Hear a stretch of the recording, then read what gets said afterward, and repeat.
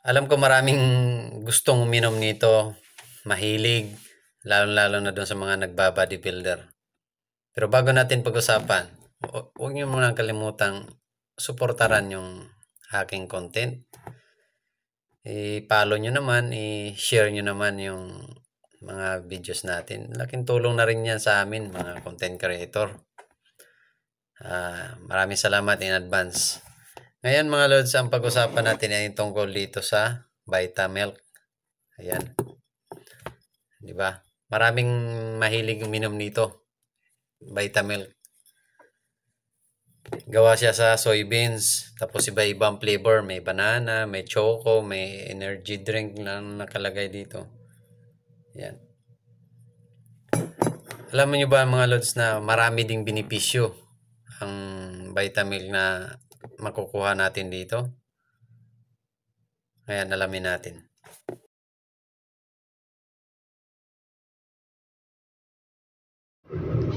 Ang Vitamilk ay isang soy milk drink na gawa sa soybeans at maraming benepisyo na may bibigay sa ating mga katawan mga lods. Isa na rito ang rich and protein, mayaman sa plant-based protein na tumutulong sa muscle o building at body repair. Mainam ito sa taong hindi kumakain ng karne.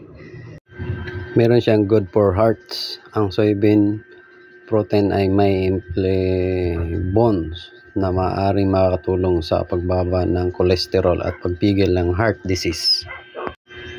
Mayroon din siyang vitamina at minerals na taglay yung calcium, iron at B vitamins. Mababa sa lactose. Isip ito para sa mga lactose o intolerance dahil wala itong lactose tulad ng regular na gatas. Energy booster din. May carbohydrates na nagbibigay ng instant energy. May fiber din, depende sa variant. Nakatulong sa maayos na pagdumi at digestion. At ito ang paalala. Ang Vitamilk ay matibay-ibang variant. May mga asukal o sweeten. May chocolate at may unsweetened. Piliin ang mas healthy option. Huwag susobra sa pag-iinom araw-araw lalo na kung may soy allergy at hormonal condition. Maraming benepisyo na makukuha natin dito sa Vitamilk. At pwede siyang inumin kahit walang laman ng iyong tiyan sa umaga. Pagkainom nyo ng maligamgam na tubig muna, tapos after 1 minuto, 2 minuto, pwede na kayong minom nito. Kadalasan to talaga yung mga nag-gym kasi nagpapalaki din siya ng mga muscles natin. Ito Vitamilk.